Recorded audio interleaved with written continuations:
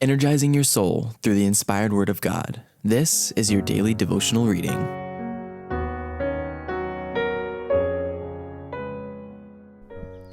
Our Daily Bread, Testimonies for the Church, Volume 4, July 25th. Ledger of Heaven. The judgment has set, the books have been opened.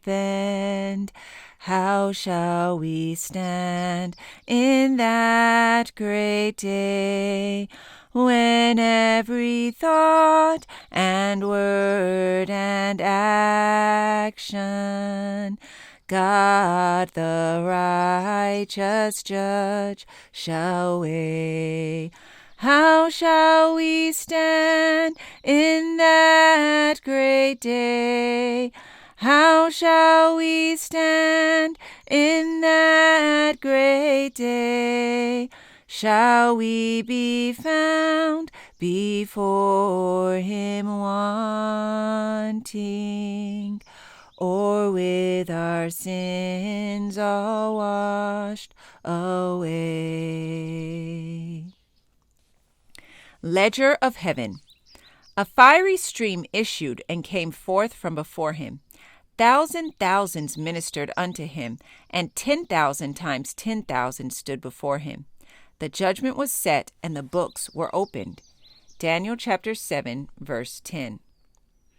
The great day of the execution of God's judgment seemed to have come. 10,000 times 10,000 were assembled before a large throne, upon which was seated a person of majestic appearance. Several books were before him, and upon the covers of each was written in letters of gold, which seemed like a burning flame of fire. Ledger of Heaven. One of these books, containing the names of those who claimed to believe the truth, was then opened. Immediately I lost sight of the countless millions about the throne, and only those who were professedly children of the light and of the truth engaged my attention. As these persons were named one by one, and their good deeds mentioned, their countenances would light up with a holy joy that was reflected in every direction. But this did not seem to rest upon my mind with the greatest force. Another book was opened, wherein were recorded the sins of those who profess the truth. Under the general heading of selfishness came every other sin.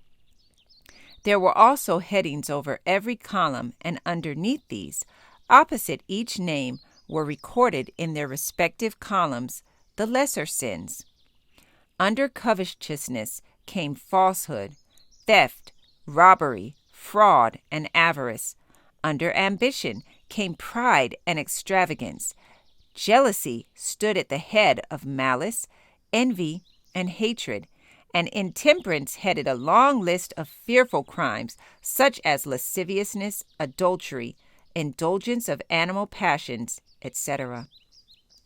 As I beheld, I was filled with inexpressible anguish and exclaimed, "Who can be saved? Who will stand justified before God? Whose robes are spotless? Who are faultless in the sight of a pure and holy God?" As the Holy One upon the throne slowly turned the leaves of the ledger, and his eyes rested for a moment upon individuals, his glance seemed to burn into their very souls, and at the same moment every word and action of their lives passed before their minds as clearly as though traced before their vision in letters of fire. Trembling seized them, and their faces turned pale. Their first appearance, when around the throne, was that of careless indifference. But how changed their appearance now! The feeling of security is gone, and in its place is a nameless terror. A dread is upon every soul, lest he shall be found among those who are wanting. Every eye is riveted upon the face of the one upon the throne. And as his solemn searching eye sweeps over that company, there is a quaking of heart, for they are self-condemned, without one word being uttered. In anguish of soul, Each declares his own guilt and with terrible vividness sees that by sinning he has thrown away the precious boon of eternal life.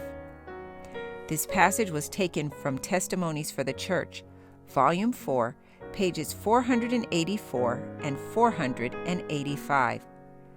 Our Daily Bread. Maranatha, the Lord is coming. Have a most blessed and wonderful Sabbath. I encourage you to be ye doers of the word and not hearers only.